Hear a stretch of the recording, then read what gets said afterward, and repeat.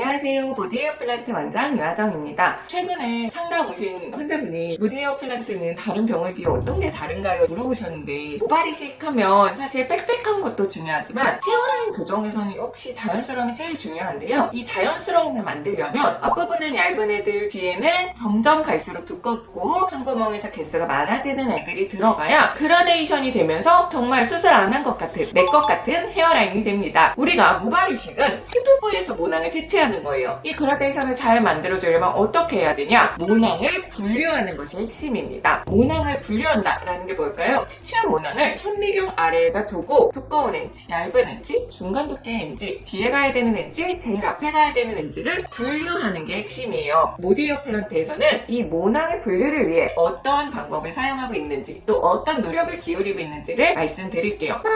분류라고 하면 안 와닿으실 수 있는데 모낭이 생긴 게 이렇게나 다양합니다. 이거는 사실 그렇게 잘 분류한 것도 아니에요. 개수 따라 분류한 거죠. 근데 이 안에서도 어떤 분류가 있냐면 4개짜리, 그다음에 3개짜리가 있고 세 가닥이 다 두꺼운 애들도 있고 한 가닥 정도는 얇은 애가 섞여 있는 애가 있어요. 그리고 2개짜리도 있고 2가닥 다 두꺼운 애들도 있지만 한 가닥은 얇고 한 가닥은 두꺼운 애가 있습니다. 그리고 1개짜리, 제일 중요하죠. 이 1개짜리 얇은 애, 중간에 두꺼운 애 이런 식으로 굉장히 여러 가지로 분류가 돼요. 그런데 대부분의 병에서 4분의 1 같은 용기를 사용을 하는데 이게 사실 시제품으로 나와 있어요. 제가 아까 말씀드린 분류를 들어보면 이게 4개로 절대 안 되잖아요. 그래서 여러 칸이 있는 거를 찾아봤는데 내가 원하는 칸의 크기가 있는데 그걸 전혀 반영하고 있지 않은 거예요. 왜냐면 많이 나오는 모낭들이 있고 적게 나오는 모낭들이 있는데 다 똑같은 칸에다 넣으면 조금 나오는 애들은 남고 많이 나오는 애들은 넘치고 이렇게 돼서 제대로 분류가 안 돼요. 그리고 이런 접시는 너무 얕습니다. 모낭이 푹 잠겨야 되는데 이걸 푹 잠기도록 해줄 수는 없는 거죠. 그래서 시판 용기가 사실 제 마음에 드는 게 하나도 없더라고요. 그래서 용기를 제작을 예전에 맡겼었는데 이제 금속으로 스테인리스 제작을 하려다 보니까 용접을 하는 방법이 있고 주물로 딱 찍어내는 방법이 있는데 저희 병원은 크지 않은 병원이잖아요. 그래서 우리가 원하는 10개 정도를 만들기로 하면 제작 비용이 정말 많이 올라가고 이거를 이제 핸드메이드로 제작을 해야 되기 때문에 한 개 만드는데 50만 원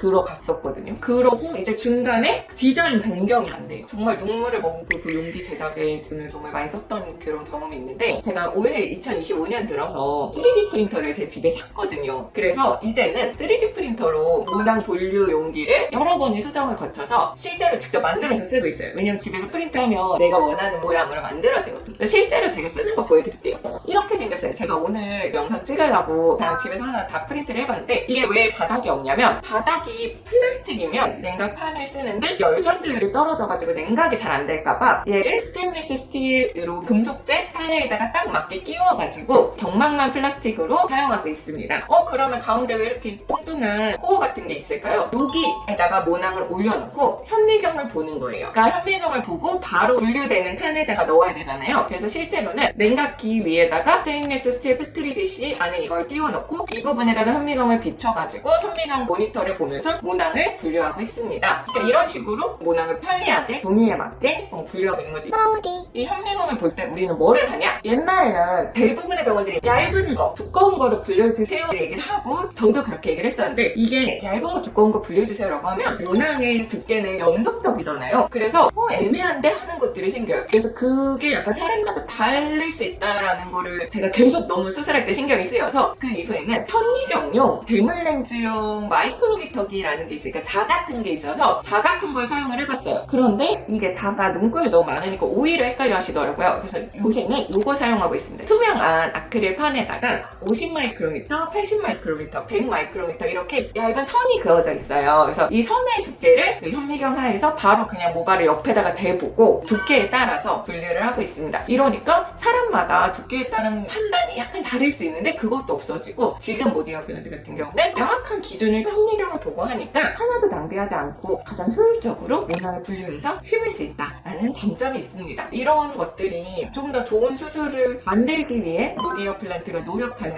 차별점들이 아닐까 싶어서 앞으로도 유튜브에서 무디에어 플란트가 가지고 있는 차별점들을 하나하나씩 좀 풀어가 보려고 해요. 사실 하나하나씩 따져보면 되게 많거든요. 부처 마취제도 다르고 수술할 때 들어가는 약도 다르고 엄청 많은데 이렇게 유튜브로 하나하나씩 풀 수 있는 공간이 있어서 좋습니다. 오늘 영상 보시고 궁금한 점 있으면 댓글로 달아주시고요. 좋아요와 구독도 부탁드립니다. 감사합니다.